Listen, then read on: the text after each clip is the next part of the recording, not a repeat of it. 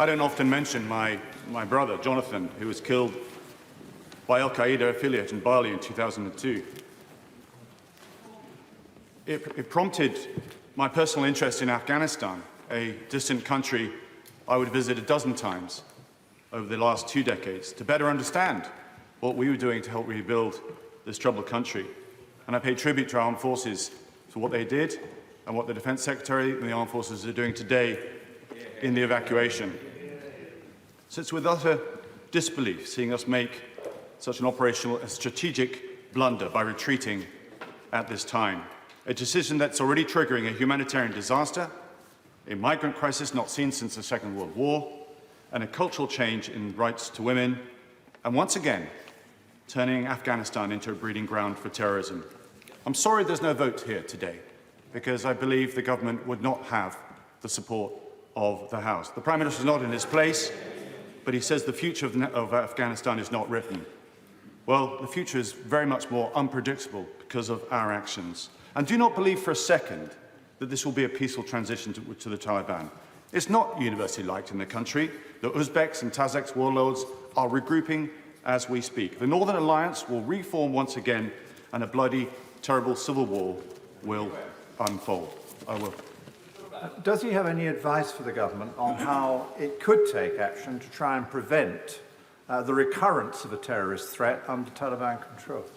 Well, this is my fear, that there will be an attack on the likes of 9/11 to bookend what happened 20 years ago, to show the futility of 20 years. We should never have left, and I'll come on to that in a second.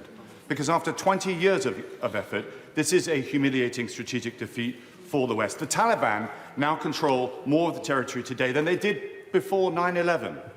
Now, I was born in the United States. I'm a proud dual national and passionate about the transatlantic security alliance.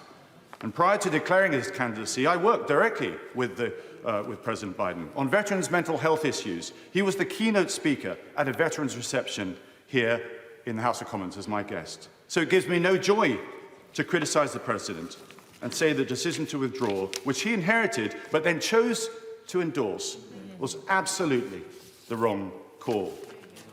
Yes, 2 decades is a long time. It's been a testing chapter for Afghanistan. So the US election promise to return troops was obviously a popular one, but it was a false narrative. Firstly, the notion that we gave the Afghans every opportunity over 20 years to progress, and the country can't be held forever, so it's time to come home. That glosses over the hurdles, the own goals that we created after the invasion. We denied the Taliban a seat at the table back in 2001. They asked to attend the bomb talks, but Donald Rumsfeld said no. So they crossed to the Pakistan border to rearm and regroup and retrain. How different the last 2 decades would have been had they been included. And secondly, the Afghan forces themselves. We didn't start training the Afghan forces until 2005, by which time the Taliban were already on the advance. And then finally, we imposed a Western model of governance, completely inappropriate for Afghanistan, where all the power was in Kabul. Completely wrong for a country where loyalty is on a tribal and local level. This is not to dismiss the mass corruption, the cronyism and the elitism that is rife across Afghanistan. But these schoolboy errors in stabilization hampered progress and made our mission harder. There's also the notion that we can't fight a war forever. We've not been fighting for the last 3 years. The US and the UK have not lost a single soldier. But we had a minimalist force there, enough assistance to give the Afghan forces the ability to contain the Taliban and, by extension, legitimacy to the Afghan government. The US have more personnel based in its embassy here than it had troops in Afghanistan before retreating. But both the US and the UK have long-term commitments across the world, which we forget about. Japan, Germany, Korea has already been mentioned. Djibouti, Niger, Jordan, Iraq, ourselves in Cyprus, and Kenya, for example, the Falklands too. It's the endurance that counts. Success is not rated on when you return troops home.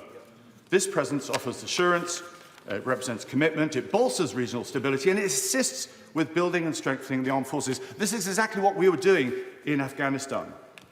And last year, the Taliban were finally at the negotiation table in Doha. But in a rush to get a result, Trump struck a deal with the Taliban, by the way, without the inclusion of the Afghan government, and committed a timetable for drawdown. And all the Taliban had to do was wait. And the final question about whether the UK can lead or participate in a coalition without the US, well, where is our foreign policy determined? Here or in Washington? Our government should have more confidence in itself. Very briefly. I'm grateful to the honourable member, and he's making perfectly reasonable and justified criticisms of the way the American government have come to the decision to leave in such haste. But like a number of other honourable and right honourable members, the implication of his speech is somehow we could have had an independent Afghan policy without the Americans. Can he explain how? Well, firstly, the Americans are not leaving Afghanistan. This is a complete myth. The CIA will remain there, as will special forces and the drone oversight as well. Why? Because they'll be haunted by another terrorist attack. It's the political inclination, it's the leadership that is disappearing because of an American president or two American presidents. And that's where we could have stepped forward and filled the vacuum, but we didn't. We need to have more confidence as a government in ourselves, as we did, in fact, in the last century. Illustrated, I thought this was what was in our DNA. We have the means, the hard power, the connections to lead. What we require is the backbone, the courage, the leadership to step forward. Yet when our moment comes, such as this, we are found wanting. We have some serious questions to ask about our place in the world, what global Britain really means, and what our foreign policy is all about. We must raise our game. Why? Step back. We seem to be in denial about where the world is going. As I've said in this House many times, threats are increasing. Democracy across the globe is under threat. Authoritarianism is on the rise, and yet here we are complicit in allowing another dictatorship to form as we become more isolationist. Tell me, what was the G7 summit all about? A Western reset to tackle growing instability, not least China, Russia, and Iran? Take a look at the map. Where does Afghanistan sit? Right between all three. Strategically, a useful country to stay close to. Now we've abandoned it, and the Afghan people as well. Shame on us.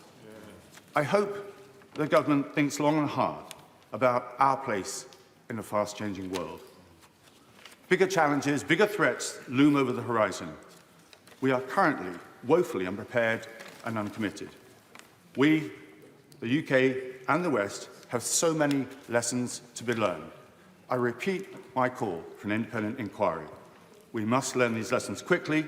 The West is today a little more weaker and the world a little more dangerous because we gave up on Afghanistan.